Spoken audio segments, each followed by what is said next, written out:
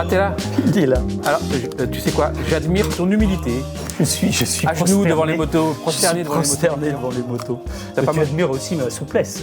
Oui, oui, un jour tu vas rester bloqué comme ça. Ah, j'espère pas quand même. Bon, peut-être tu vas la Je suis monter. vieux, mais pas à ce point. Bon. On va la monter un peu. Oui, attends, je finis ça. Et puis ouais, ça sera peut-être plus pratique. Donc tu voulais nous annoncer une bonne nouvelle, un nouveau projet. Un nouveau projet. Bah oui, parce que maintenant qu'on a fait un peu le tour de tous les gros trucs. Sur les flats.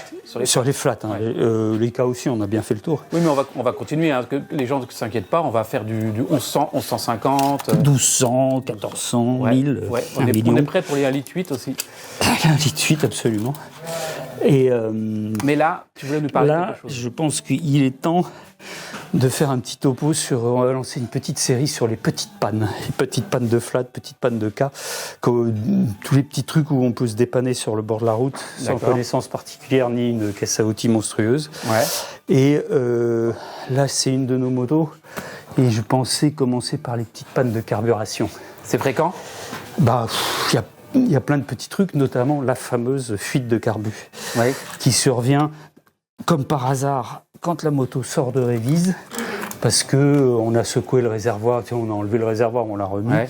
on a mis en suspension toutes les petites saletés, et qui viennent empêcher le pointeau de fermer l'arrivée d'essence. Je vais te montrer comment ça se goupille pour que ce soit plus clair. On va donc commencer par les carbus. Il faut que je te montre. J'ai deux des carbus que j'ai là, que j'ai démontés. Ouais. J'ai les deux. Attends, bouge pas. Donc, une des pannes fréquentes, donc c'est la fuite de carbu, qui dégueulasse les chaussures, qui nous fait passer pour des gens qui trafiquent des produits chimiques, parce qu'on pue évidemment l'essence. C'est somme toute très simple de s'en sortir. Si tout va bien. Comme je disais, la fuite de carbu, c'est en fait le pointeau qui ferme pas l'arrivée d'essence. Pourquoi il ferme pas l'arrivée d'essence? Parce que tu as une petite saleté qui s'est mise sur la portée du pointeau. Pour comprendre, Malgré le filtre. Malgré le filtre. Alors ça, c'est un mystère. Tu mets filtre dedans, normalement, tu as un tamis qui déjà filtre pas mal. Tu mets un filtre à essence papier, Ouais. donc c'est fin comme filtration. Et ben, il y a quand même des merdes qui passent. Alors là, c'est un phénomène paranormal, je ne comprends pas. Bon, je vais me rapprocher peut-être. Donc là, les carbus, ce sont bien ces objets-là. Hein. C'est exactement ça. Mais si toi, des idiots. Mais enfin, n'insulte pas notre auditoire attentif. Donc en fait, quand ça déborde, en fait, ça coule comme ça, et puis la moto se met à tourner n'importe comment. Donc il faut fermer, pour se dépanner, il faut fermer le robinet d'essence. Oui. On déclipe. Alors ça peut être assez dur, notamment quand les joints sont Mais neufs. ça souffle sans outils. Quelquefois, tu Sauf prends un les tournevis. Attends, sauf les Delerto. Ah non, les Delorto, faut pas. Ouais, enfin, Touchez pas aux Delerto. Non, voilà. Non, puis en plus, il fuit peu. Et puis donc, tu décolles. Ah bah tiens, c'est resté collé. Il peut arriver aussi que le collier, si tu vois, moi je le mets un petit peu vers l'arrière comme ça, parce que si tu le mets devant, ça peut empêcher Ça empêche d'ouvrir le un peu. clip d'aller vers d'accord. l'arrière. Donc voilà le fameux flotteur, comme tu peux constater, il est neuf, on les a refait ces carbus. Et normalement, quand tu arrives en position horizontale, ça doit s'arrêter de couler. Si ça s'arrête pas de couler, qu'est-ce que ça schlingue là-dedans? Si là j'ouvre l'essence, donc comme je disais, il faut que quand on ouvre l'essence, si tout est bien réglé, il faut que... Hop, ah bah tu vois, c'est pas très bien réglé. Normalement, ça doit s'arrêter de couler Ouais. quand le truc est horizontal. Donc, Quand le flotteur est horizontal par rapport au plan de joint. Voilà. Perpendiculaire au plan de joint, pardon. Non, parallèle. Parallèle, oui. Il faut réviser vos maths, monsieur. Je vais te montrer sur un carbu démonté. Ouais. Comment ça. Ça, c'est les carburateurs de la R65? Non.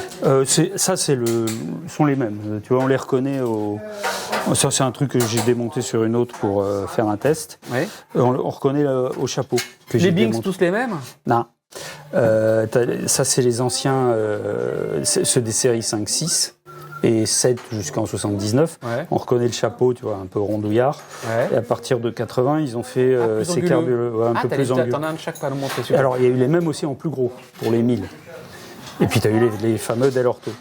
Après, ce qui change, sauf erreur de ma part, d'une cylindre à l'autre, ce sont juste les gicleurs. La taille des gicleurs, des trucs et des machins. Tu veux dire que Le corps, le tube and dance, tout pareil.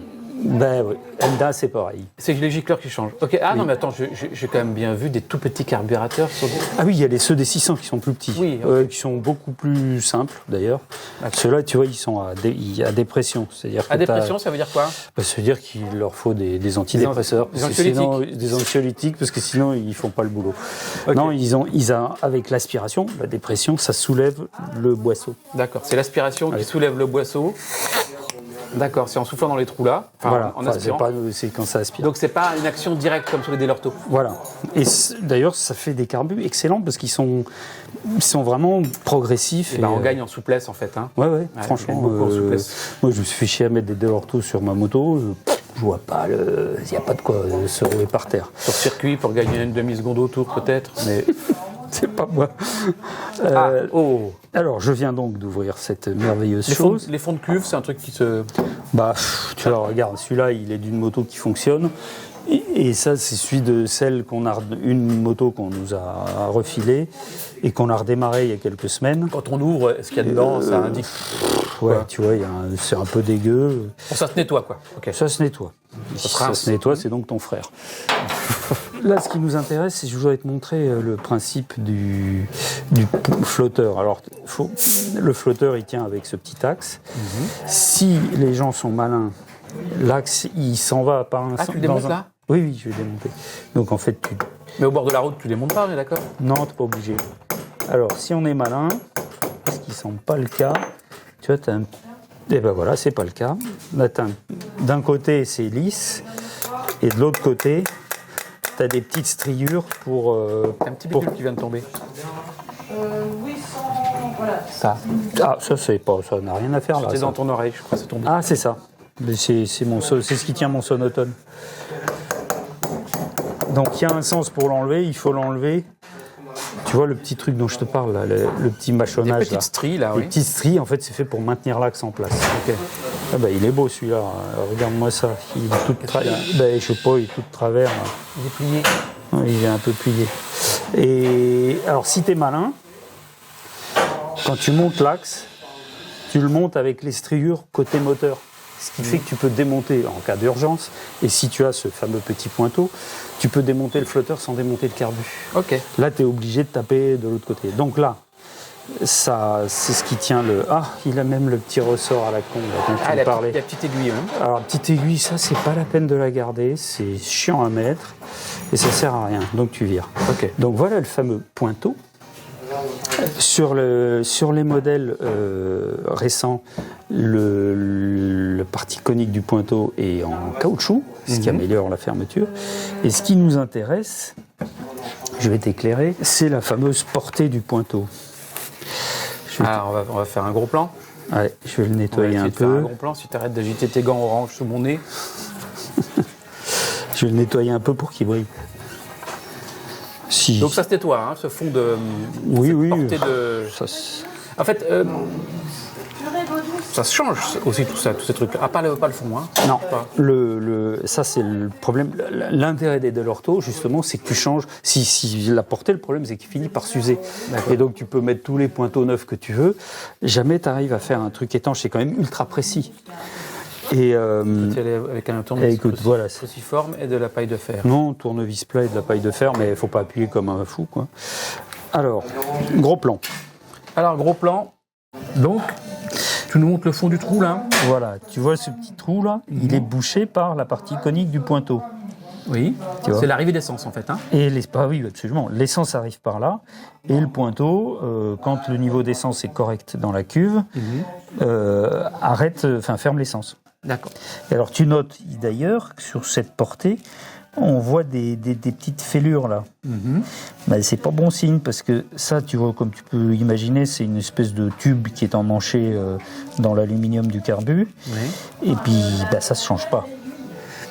Donc quand c'est fichu, c'est fichu. Ça se change pas. Non, ça n'existe pas en pièces détachées de toute manière. Non. Alors après, tu peux bricoler, hein, mais c'est pas... Oui, mais là, on était parti sur le bord de la route. Hein. Donc, si on commence à partir dans les... Voilà, non, tu feras pas sur le bord de la trucs route. d'usineur, bon, voilà. Bon, alors ce qui se passe, c'est que tu vois le fond du là où il y a le trou, il peut y avoir une petite saleté qui vient se coller sur le pointeau, et l'essence du coup ne coule en permanence. D'accord. Et c'est ça qui fait que ça t'en fout plein tes godasses. Alors, on va... La différence, donc, avec les carbus plus anciens, c'est que donc la tête du pointeau est en métal, mais le résultat est le même. C'est Montre-moi ton pointeau en gros plan, à quoi ça ressemble, ça. On va voir. Tic, hop, mise au point, tac, toc, hop. C'est du caoutchouc au bout? Au bout, c'est du caoutchouc. C'est pas toujours du caoutchouc, c'est? Non, sur les plus anciennes, c'est métal contre métal. D'accord. Et tu as de l'autre côté du pointeau un petit truc à ressort. Ouais. Je sais pas si tu vois avec mes gros doigts. Ouais, si tu les agites, les gens vont attraper, ils vont faire des crises d'épilepsie. Hop, ouais, je vois, on voit bien. Et donc voilà. le petit bout là est monté. C'est monté sur ressort et c'est ce qui fait une sorte d'amortisseur. D'accord. C'est une pièce complexe en fait, hein, quand même. C'est une pièce complexe précise qui se change. Et il faut que ce soit. On a l'air de penser que c'est assez basique comme système, mais en fait c'est vachement précis. Ouais. Alors je remonte le truc et je vais t'expliquer quelque chose de fondamental. C'est le niveau de cuve, c'est ça? Le niveau de cuve. Alors, le niveau de cuve, ils se disent, ouais, bon, c'est pas important, faut qu'il y ait de l'essence. En fait, non. Le niveau de cuve détermine la quantité d'essence que le moteur va aspirer. Regarde, le niveau de cuve, ça serait comme on avait dit, mais là, ça va être un peu plus précis. À ton avis, là, est-ce qu'il est bien réglé? On avait dit qu'il fallait qu'il soit parallèle au plan de joint. Je vais me placer de sorte à ce qu'on comprenne le parallélisme et tout. Et les perpendicularités, pas du tout. Alors, tu vois, on avait dit qu'il y avait un petit ressort au bout du poteau. Le petit ressort, il sert juste à faire amortisseur. Voilà, là, j'appuie sur le ressort. Le niveau de cuve se règle quand on n'appuie pas sur le ressort. On voit bien que c'est pas parallèle au plan de joint. C'est pas bon. Donc du coup, il faut... C'est-à-dire que là, si je puis me permettre, on dirait que le niveau de cuve serait trop bas, là. C'est ça. Donc la moto va être trop pauvre et risque de même pas bien marcher. Ok. Alors... Mais du coup, qu'est-ce qu'on fait dans ce cas-là? Alors, ce qu'on fait déjà, tu jettes la moto. Non, déjà, tu vois, le truc, tu vois bien qu'il a été... tu vois, il est complètement de travers. Je sais pas si tu vois tout. Non, on voit pas bien, là. Mais bon, tout l'ensemble... Donc, c'est un peu abîmé, quoi. C'est un peu... Donc déjà, tu peux déjà faire en sorte que tout ça c'est monté sur de la tôle. De la tôle souple, hein? Souple. Donc tu peux déjà faire en sorte que les deux flotteurs soient au même niveau. À la même hauteur, d'accord. À la même niveau dans le bon sens. Et ensuite, tu as une petite lamelle ici. Alors, pose pour que ça bouge pas. Pose-le voilà, comme ça, que tu bouges pas. Et je vais me rapprocher. Me rapprocher. Une petite... Non, pas la peine. Pas la peine. Tu vois la petite lamelle ici? Alors, qui est planquée. C'est la lamelle qui appuie sur le ressort du pointeau, là. Oui, ok. Tu vois, tu pourrais faire un truc? Tout ce que tu veux. Tu peux me démonter les flotteurs de l'autre? Montre-moi d'autres flotteurs. T'en as qui traînent un peu partout, pour qu'on voit bien. J'ai vu qu'il y en avait partout dans tes... Tiens, je vais démonter ça et je vais te montrer les flotteurs de... On verra mieux la petite lamelle. Et donc, la fameuse lamelle... Alors voilà, montre-moi la lamelle. On verra mieux. Hop, tac, tac. La lamelle... Là, on voit bien, là. La lamelle appuie sur le pointeau. Et comme tu peux constater, la lamelle est tordue, enfin, est légèrement de biais. Et en jouant sur cet angle de lamelle, tu baisses ou remontes le niveau de cuve. Donc il faut la plier en fait, c'est ça? Voilà. Et comme tu es sur le bord de la route, tu prends ton couteau. D'accord. Tu prends appui. Ton lagueule, ton tiers, ton non-tronc, peu importe la marque du couteau, voilà. On est d'accord. Là, on a dit que le niveau était trop haut. D'accord. Ce que tu fais, tu vas baisser un peu la lamelle, tu prends appui sur l'axe, pas trop. Ouais. Tu maintiens le flotteur. Faut pas être trop brutal. Et là, voilà, comme ça, montre-moi. Là, tu vois, je l'ai fait un peu trop. Un peu trop haut le niveau de cuve là. Voilà. Très légèrement trop haut. C'est subtil. Oui, et alors là, donc tu fais l'inverse, sans casser ton couteau autant que possible. Bon, ça on est d'accord que c'est pas au bord de la route, ça, hein, toujours. Hein. Non. Tu fais au bord de la route, mais nous non, autres. Normalement, t'es pas obligé. Mais si jamais, par exemple, parce que bon. Je t'explique. Donc là, on est au bord de la route, le truc fuit. Qu'est-ce que tu fais? Tu ouvres l'essence. Téléphone à la tuile du roule toujours. Tu fais comme ça. Tu ouvres le robinet d'essence et tu fais comme ça. D'accord. Et à un moment, bon là, il est mal réglé, mais tu te mets en position parallèle au plan de joint. Et à un moment, ça doit s'arrêter de couler. Si ça continue de couler, tu recommences. Et ce qui peut malheureusement arriver, c'est que tu as des bouts de peinture de l'intérieur du réservoir qui viennent se coller là. Et alors là, Walou, pour le faire sortir. Et là, tu es peut-être un peu obligé, mais pour ça, de démonter le flotteur. Mais pour ça, il faudra avoir un pointeau. Et là, tu peux être... Bon, là, c'est... En tout cas, au bord de la route, ce qu'on fait, c'est qu'on fait ce que tu viens de dire. On secoue le bazar. Voilà. Mais il arrive, quand tout l'ensemble est un petit peu vieux, que tu as beau secouer, la portée du pointeau soit tellement usée que tu as beau faire tous les réglages que tu veux, c'est pas étanche. Donc ce que tu peux, si tu es au bord de la route, c'est tricher et faire avec ton couteau, de faire un niveau de cuve plus bas, de façon à ce que ça appuie plus fort sur le pointeau. D'accord. Et que ça te permette de rentrer, quoi. Après, nous, on est bien embêtés dans un cas comme ça, parce que, étant donné que la portée du pointeau ne change pas, alors tu peux mettre un pointeau neuf, un flotteur neuf, axe neuf, ça c'est la base. Mais ça t'est arrivé qu'en mettant tout neuf, malgré tout, ça fuit. Ah oui, il y a un de nos clients, là, il y a quelques temps, qui est arrivé avec un 80 GS, il partait en plus en raid en Afrique. Il est venu 3 fois pour la même chose, et alors c'était tordu, parce que ça, tu faisais le truc nickel et tout, puis ça fuyait pas tout de suite. Il fallait attendre au moins 10 minutes, un quart d'heure pour que ça se mette à fuir. Et on s'est arraché les cheveux, on a changé 3 fois de pointeau, 3 fois de flotteur, etc. Triché un peu dessus, rien à faire. Et en fait, la conclusion, c'était que la portée du pointeau était usée. Ouais. Et là, t'es comme un con. Donc tu peux la nettoyer donc avec de la paille d'acier, parce que ça peut être un tout petit truc en fait. Tu peux la nettoyer comme j'ai fait, tu vois, tu prends de la paille d'acier, un tournevis plat, tu frottes un peu, mais tu fais gaffe de pas rayer. Et sinon, après, ça c'est un truc que m'avait appris un vieux mécano, tu prends un pointeau d'origine ou quelque chose qui a le même angle, et tu te souviens que tu m'as fait le fameux outil. J'ai tourné sur mon tour. Outil. Tu m'avais fait ça, c'est une classe absolue. Et tu vois, ça a la forme du pointeau. Ouais. Et ça se trouve que ça a la forme ça a la forme et l'angle du pointeau, en l'occurrence. Mais oui. avec un outil ressemblant, ça marche aussi, non mais il faut pas trop... non. Bon, alors, mais qu'est-ce que tu vas faire avec cet outil-là? Et donc, avec cet outil, je te montre, je vais pas le faire sur celle-là, parce que c'est vraiment un truc empirique. C'est pour sauver les carburateurs Bing qui, rappelons-le, n'existent plus. Ouais, je crois. Hein? Donc, là, tu vois, ça a le même angle que le pointeau. Oui, c'est ça. Et donc, ce qu'on fait, soit, alors, tu vois, ça fait exactement... On l'emmanche dans le trou. On l'emmanche dans le truc, et tac, on met un coup, pas deux. Et on voit. 1, 2 éventuellement. Et ça va reformer, remater un petit peu. Mais il ne faut pas taper trop fort parce que il me semble que sur certains carbus, l'ensemble peut descendre si tu tapes trop fort. Mais alors s'il descend, ça veut dire que tu peux le retirer et le changer. Oui, mais il ne faudrait pas le descendre, il faut le sortir, il faut le tirer. Donc il faudrait peut-être avec. Et changer par quoi d'ailleurs? Il faudrait usiner une pièce. Oui. Tu vois la taille, c'est tout petit. Hein. D'accord.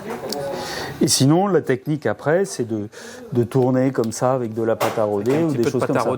Mais ça, c'est un travail totalement, c'est de la bricole. On arrive. Mais ça sauve des carbus? Oui.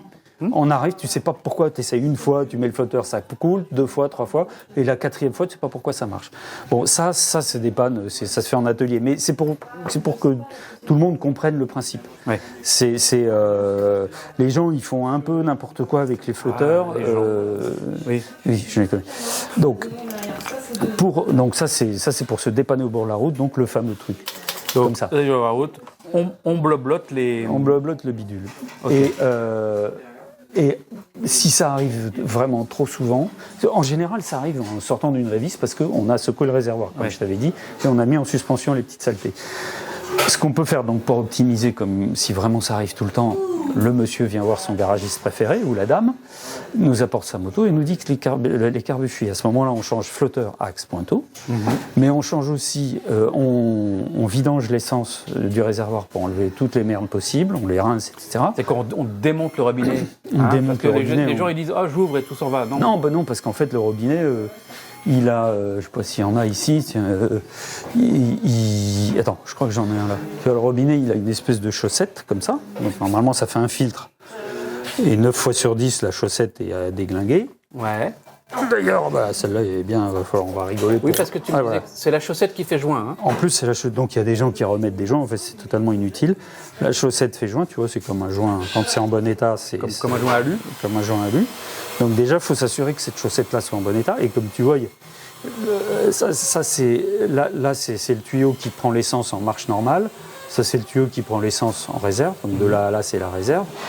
Donc, tu as tout ce fond de réservoir, en fait, entre là et le fond du robinet, qui peut être rempli de merde. Sans que ça gêne le fonctionnement. Pour nettoyer bien son réservoir, il faut démonter. Il faut démonter, vidanger, ça puis éventuellement remettre de l'essence, revidanger, etc. Okay. Faire décanter après l'essence qu'on a virée. Ça permet d'enlever l'eau aussi, accessoirement, parce qu'évidemment, l'eau finit par stagner au fond. Oui, et puis souffler dans le robinet. Alors, le problème, c'est que si l'intérieur de ton réservoir est pourlingue, qui est de la rouille et tout, c'est rebelote sans arrêt. Quoi. Alors non, parce qu'en fait, quand tu mets de l'essence tout le temps dedans, l'essence c'est un décapant. Donc si tu te sers d'une moto tout le temps, à part l'eau qui vient s'y mettre, ça finit par être décapé, nettoyé. Contrairement à une moto qui est utilisée régulièrement, elle est propre à l'intérieur. Oui. Les réservoirs pourrissent quand ils sont laissés de côté trop longtemps. D'accord. Et moi, je recommande, si vraiment un réservoir est pourri, de rouler avec, de le vidanger 2-3 fois. Si vraiment il est très pourri,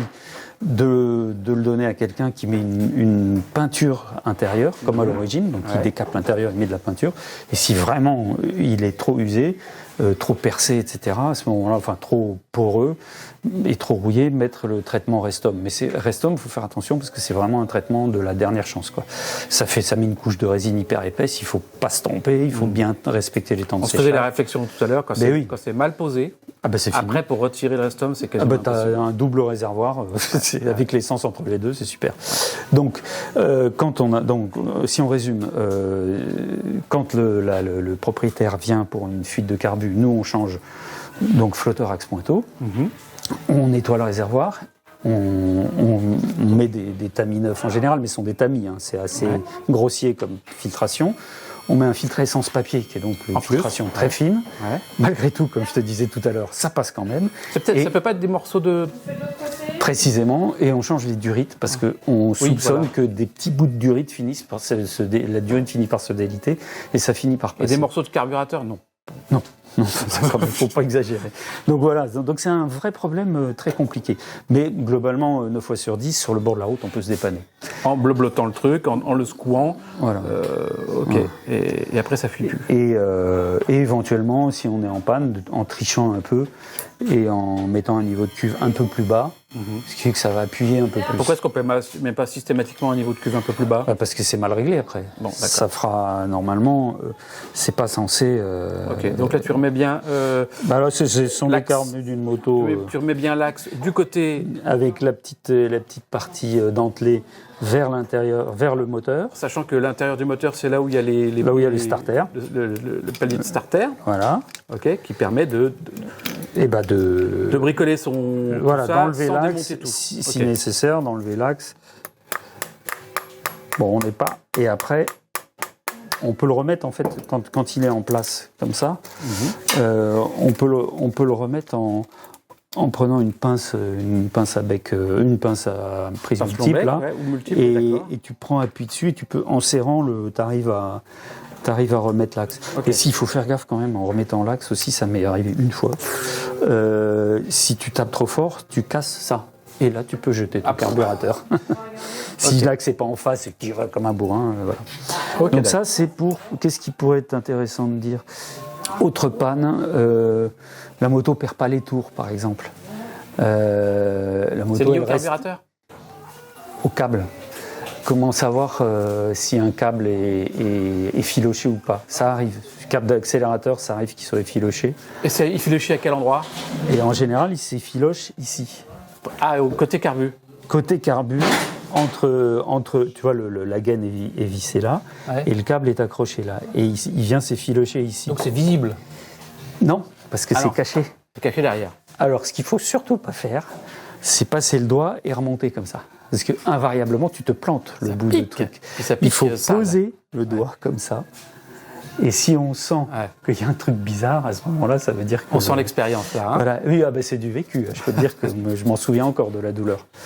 Donc dans ce cas-là, malheureusement, il n'y a pas d'autre chose. Si on est sur le bord de la route, il n'y a pas grand-chose à faire, à moins d'avoir une petite pince coupante et de couper le câble, le petit bout de câble qui était filogé.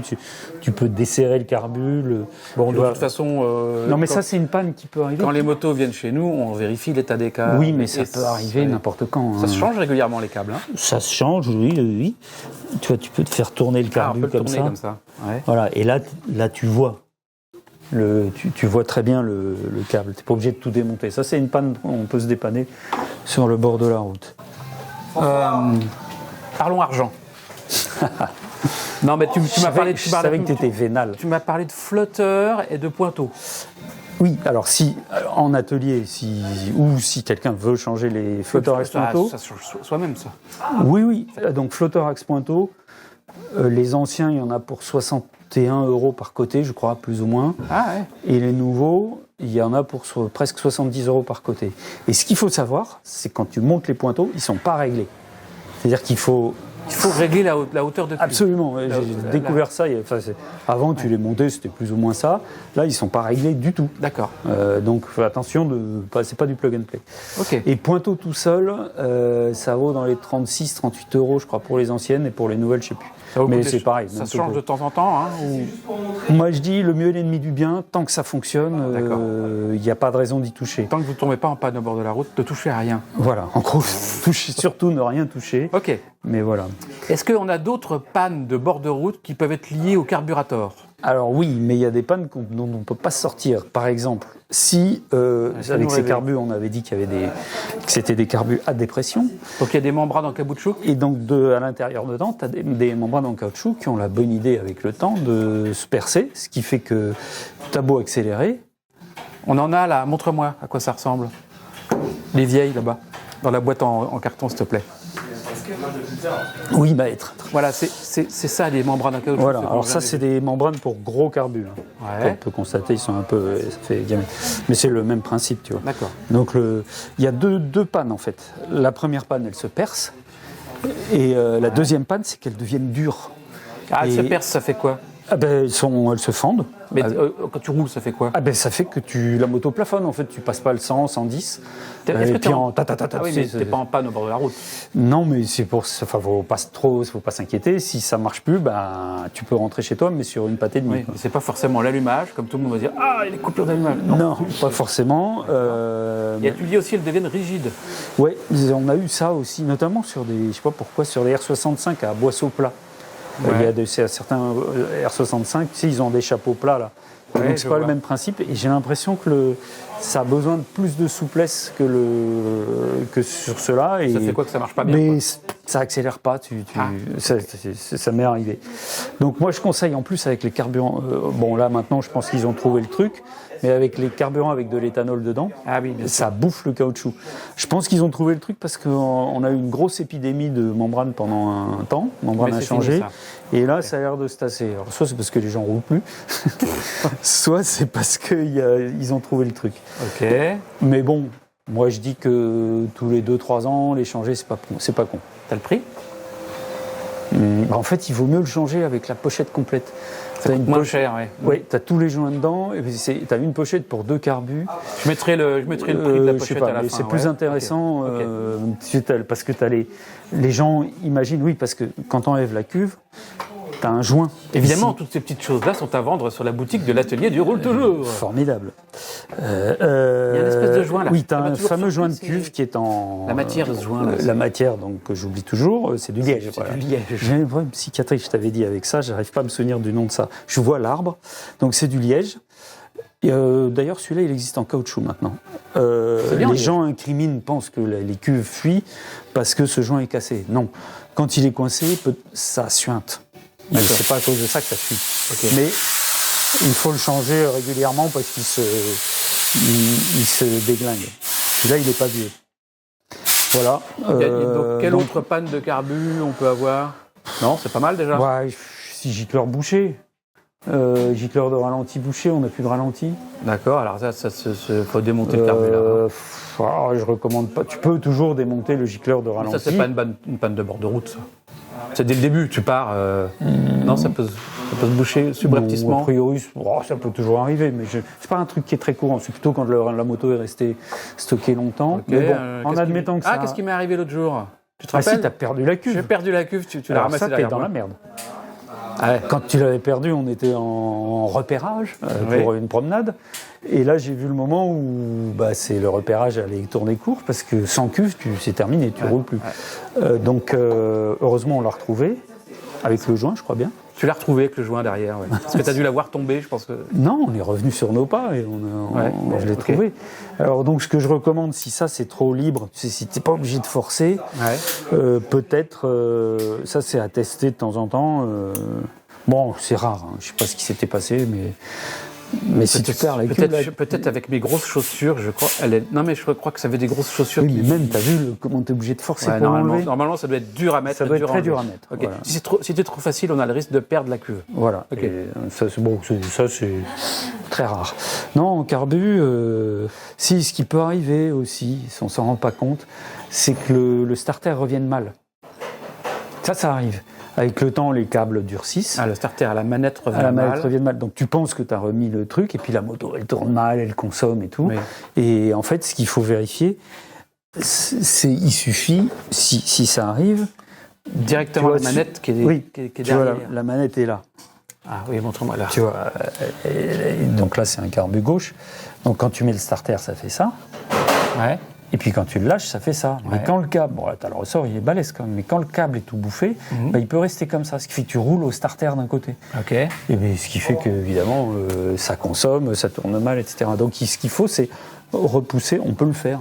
Hein. Tu mets ton doigt ici et tu repousses là, tu vérifies. Si elle tourne mal, tu vérifies que le... Ok. Et puis ce qui peut arriver aussi, truc con, quand tu as un tablier l'hiver par exemple, il peut arriver que le câble câble d'accélérateur sorte de son logement. Okay. Et du coup, la moto se tourne, c'est comme ça, elle tourne, panne à la con aussi, remettre évidemment le câble. Okay. Ça arrive sur les 1100 aussi, quand on change la batterie. On est obligé de trafiquer un petit peu et on fait sortir le câble c'est le même principe. Hein. En carburation, je pense qu'on a fait le tour. Ok, super. Eau dans l'essence, bien sûr. Ça peut de l'eau, arriver. ah oui, bien sûr. Ça peut arriver, si la moto tourne mal, on enlève les cuves, et puis au fond, on voit qu'il y a une espèce de bulle au fond qui quand on bouge, donc il faut vider la cuve, c'est pas très bio, mais bon, soit on la remet dans le réservoir, mais on va remettre l'eau, et ça veut dire que dans un cas comme ça, quand on est au bord de la route, en fait, ce qu'il faut, comme l'eau est plus lourde que l'essence, elle reste au fond, donc ça veut dire qu'il faut aller à une station-service, faire le plein délicatement, pour pas faire une émulsion, et ne pas rouler en réserve. Parce qu'en fait, c'est en roulant en réserve qu'on va aspirer, comme on l'a vu, on va aspirer le bas du réservoir. Donc, alors quand même, hein, il faut qu'il y en ait beaucoup, parce que tu vois quoique tu vois, la réserve, tu vois, ça fait ça. Ouais, il faut pas tant d'eau que ça. Il faut pas tant d'eau que ça. Ouais. Donc à ce moment-là, il faut faire ce qu'on disait, c'est-à-dire qu'il faut démonter le robinet et bien tout vidanger. Oui, mais ça, quand tu es au bord de la route. Ah non, au bord de la route, on est d'accord. Ce que tu fais, c'est que tu vas faire le plein. Ouais. Et puis tu revides les cuves parce que il y aura de l'eau qui sera retombée. Et en fait, c'est assez caractéristique, la moto tourne hyper mal. Forcément, l'eau, ça crame pas. Oui. Ça, c'est une panne à la con, dont on peut se sortir très facilement. D'accord. Donc, on enlève les cuves et on regarde ce qu'il y a dedans. Et si tu as une espèce de bulle au fond de la cuve, tu vois une sorte de bulle mouvante un peu, tu sais que c'est la flotte, tu vides et puis ça repart. Et la flotte n'est pas passée par le carbu, elle est passée par le réservoir. Oui, parce qu'en fait, je ne sais pas si c'est la condensation ou chaque fois que tu fais le plein ou je ne sais pas quoi. Ou le bouchon, oui. Ici, tu as des joints. Donc il faut évidemment, ça c'est le truc à savoir, ce joint-là, il faut le changer régulièrement, c'est celui qui... Et puis celui-ci aussi. Et aussi, mais ça c'est pareil, c'est de l'entretien, ici tu as un petit trou. Ici tu as un petit trou, tu vois, tu as cette espèce de cuvette là. Ouais. Et puis tu as ce petit trou qui est censé vider ce qui tombe dans la cuvette. Ouais, d'accord. Donc si tu remplis à mort d'essence, ça va, la cuvette va se vider et que ça déborde, ça va se vider. Mais quand tu as de la flotte ici, souvent tu as 6 joints et puis 13, parce que ça c'est un joint, ce qu'il y a autour là. Ouais. 6 joints, bon il est dur un peu. S'il laisse passer la flotte, c'est censé être vidé par là. Donc ça, il faut le déboucher. On souffle dedans. Oui, mais bon, ça on le fait en révision normalement. Non, mais pour quelqu'un qui a des problèmes, parce qu'il a de l'eau, il peut jeter un En œil. soufflant, mais moi quelquefois j'ai passé des fils de fer, des machins, jamais j'ai réussi. Tu vois. Ok. Donc faut pas le chauffer, hein, c'est un réservoir. Et surtout ces bouchons-là, faut pas trop les serrer. Parce que si tu les serres trop, après ça, tu peux plus les desserrer, c'est comme si tu avais mis la clé, quoi. Ok. Ça t'arrive plus à tourner. Bon, bah écoute. Je pense que là c'est complet sur cette petite panne de carbu. Bon, ça fait pas mal de choses quand même. Hein. Autre détail. Oui, petit oubli, si jamais tu as été obligé de démonter complètement les carbus et que tu sais pas trop faire la synchro, c'est quand tu as enlevé les câbles et tout, tu sais pas trop faire la synchro, il y a un moyen très simple pour faire une synchro à peu près correcte. Ouais. Faut que tu te rapproches. Lève donc la moto. Ouais, ce sera plus simple. Je veux bien que tu lèves la moto, parce que toi, t'aimes bien te mettre à genoux, mais moi, jamais. T'entends ça? Jamais. Jamais à genoux, plutôt crevé. Donc, tu disais, pour faire une synchro... T'as remonté tous tes câbles, t'as été obligé de changer les câbles ou de démonter les carbus pour une raison ou pour une autre, et tu sais pas très bien comment faire une synchro. Bon, il faut savoir que les câbles d'accélérateur, il faut toujours qu'il y ait un petit jeu de fonctionnement comme ça, tu vois. C'est la garde, c'est ça? Oui, ça évite que ce soit le câble qui tienne le ralenti. Ouais. Et surtout, ça te permet d'avoir un peu de jeu de fonctionnement de façon à ce que quand tu tournes le guidon, ça n'accélère pas de façon inopinée. Ouais. Donc, quand tu fais ta synchro, en fait, tu as ce petit espace là, avant que ça commence à tirer, tu mets la même chose des deux côtés. Ok, tu mets combien, millimètre, toi, la vue de nez? 1 millimètre 1 millimètre, 2 millimètres, ça n'a pas une grosse importance. Tu te démerdes pour mettre la même chose. La même chose à droite et à gauche. Voilà, et tu auras une garde tout à fait convenable. Et une synchro et une synchro tout à fait utilisable. Ok. Autre chose, très souvent on me demande mon ralenti est trop bas, mon ralenti est trop haut, comment je fais pour régler? C'est tout con. Il faut régler le ralenti, en fait, s'il tient... Alors la vis de ralenti est cachée derrière, hein, quand même. Oui. Tu vois, en fait, là, c'est le palonnier d'accélérateur, là, le papillon, qui est tiré par le câble d'accélérateur. Et donc, tu vois, ça repose sur cette vis. D'accord. Tu vois, et c'est ça, en fait, qui maintient ouvert très légèrement le papillon et qui fait le niveau de ralenti. D'accord. Donc ça, c'est pour la deuxième génération de carbus. Ils ont eu l'intelligence de mettre la vis de richesse accessible vers le haut. Tu vois, on la voit ici. Je vais regarder par là-haut. Voilà. Ça, c'est la vis. Oui, tu vois, faire mise au point sur la vis. La vis, cette vis-là. Voilà. Donc très accessible avec un tournevis très accessible, voilà. Et si jamais le ralenti est trop bas, on resserre de la même chose des deux côtés, mais c'est un 16e de tour par un 16e de tour. D'accord. Et s'il est trop haut, pareil. Inutile de toucher la vis dite de richesse, qui est en dessous. Oui. C'est pas la peine. Si le réglage est convenable avec un ralenti un peu bas, il sera bien avec un ralenti un peu haut. C'est pas quelque chose qui est censé bouger de toute manière. Non, sauf si c'est déréglé, mais alors là on part dans autre chose. Là, c'est mon travail après. C'est autre chose, d'accord. Ce sera mon travail. Sur les plus vieux carbus, c'est un petit peu moins accessible. Tu vois, la vis elle est en dessous. Ah d'accord. Tu vois. Alors c'est un peu plus merdique à atteindre. Toi t'es comme ça, il faut mettre un tournevis. Tu vois, il se retrouve comme ça. Et il faut mettre un tournevis comme ça. D'accord. Tu peux toujours essayer à la main, mais il faut de la poigne, tu vois, parce que la vis est assez grosse. Tu peux imaginer que tu peux la tourner à la main. On a l'impression que c'est fait pour ça, et en fait non. Mais non, non. C'est plus précis. Et encore une fois, c'est vraiment la même chose des deux côtés. Et le test, pour ceux qui ont de l'oreille, on se met comme ça, et il faut qu'il y ait le même bruit des deux côtés pour avoir une bonne synchro de ralenti. Pareil pour accélérer d'ailleurs. Quand tu accélères et que la synchro est bonne, tu dois avoir le même bruit des deux côtés. Mais bon, ça c'est quand on est musicien. Surtout, on peut remonter sur ralenti soi-même, ça il faut pas hésiter. On peut le baisser s'il est trop haut. C'est-à-dire on remonte sur ralenti quand elle cale au feu rouge, des choses comme ça. Voilà. Alors après, ça peut être d'autres dérèglements. On le fait. Alors, un truc que t'as pas dit, parce que pour toi c'est évident, pas à froid. Oui, absolument. Oui, parce que les flats, il y a une très grosse différence du ralenti entre chaud et froid. Ouais. Froid, il tient pas. Enfin, en général, si on veut un ralenti pas trop chaud, à froid, il tient pas. Donc, il faut, en fait, quand on démarre le matin, on met son casque, on démarre au starter, on enlève le starter et on part. Oui. Et on tient le ralenti à la main. Parce que s'il tient à froid, ça veut dire qu'à chaud, il va être à 1500 tours. Oui, d'accord. On peut pas avoir les deux. Et de l'intérêt de savoir régler la hauteur de ralenti, c'est que nous, par exemple, en atelier, lors d'une révision, on fait le ralenti à chaud, mais ce ne sera pas la même chose. Il va forcément monter un petit peu une fois que la moto aura vraiment roulé. Nous, on fait un tour, une fois qu'on l'a essayé, on fait un tour, mais il peut être encore plus haut plus tard. Oui, parce qu'un flat twin, c'est assez long à être vraiment en super température. Hein. C'est long à chauffer, et puis en fonction de l'usure du moteur, en fonction du sens du vent, etc., c'est jamais la même chose. Après, bon, le démontage des carbus, ça c'est une autre histoire. Je crois qu'on a déjà fait un truc là-dessus. On a déjà fait un démontage des carbus. Si nos amis veulent d'autres détails sur les carburateurs, s'ils ont des pannes spécifiques, des choses qu'ils n'arrivent pas à comprendre, ils le demandent. Oui. Je réponds à toutes les questions. Et si jamais des gens veulent s'amuser à démonter les carbus, ils peuvent démonter tout, sauf les vis de papillon. Alors montre-nous. Le papillon, c'est ça? Ouvre-le, Voilà, ferme-le pour voir. c'est ça. Oh. Voilà. Ça. Alors le truc, c'est qu'il faut ne jamais démonter ça, parce que d'une part, les vis sont collées, donc elles vont casser, soit la tête casse, soit elles se cassent à l'intérieur de l'axe. Ouais. Alors là, t'es un peu dans la merde. Ensuite, l'axe de papillon, sur les petits carburateurs, il est disponible, mais sur les gros, il ne l'est plus. Oui.